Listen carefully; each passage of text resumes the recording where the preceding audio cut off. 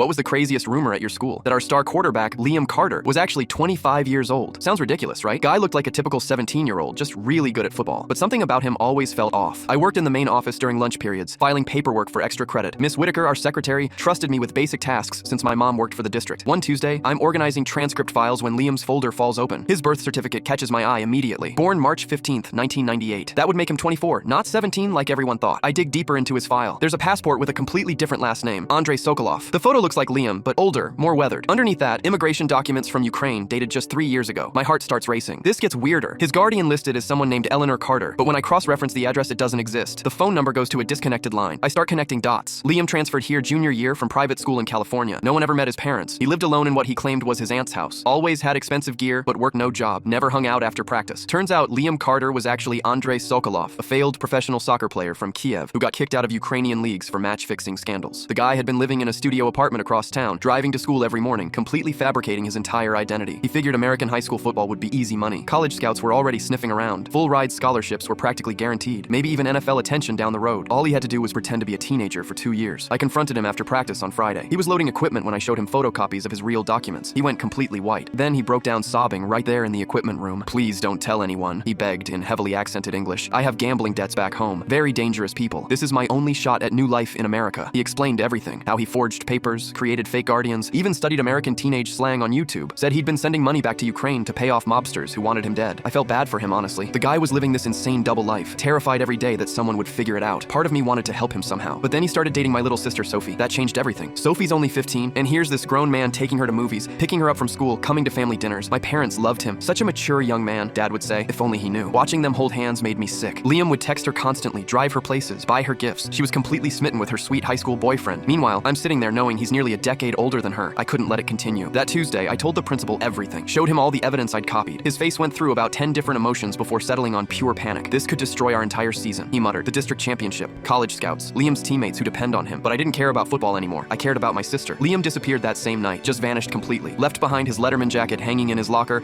and a handwritten note apologizing to the team for personal circumstances beyond his control. Sophie was devastated. She cried for weeks, thinking her perfect boyfriend just abandoned her without explanation. I wanted to tell her the truth, but couldn't without admitting I'd violated privacy laws by going through school files. The official story was that Liam had to move suddenly due to a family emergency. Coach Dugan was furious, but couldn't say much without revealing the real situation. We had to rebuild our entire offense with 2 weeks left in the season. We actually made it to state championships anyway with our backup quarterback, Jordan Lee. Sometimes I wonder if we could have won it all with our fake 25-year-old Ukrainian soccer player leading the team, but mostly I think about those dangerous people Liam mentioned. Did he escape them? Did they find him? Is Andrei Sokolov still out there somewhere inventing new identities, pretending to be someone he's not?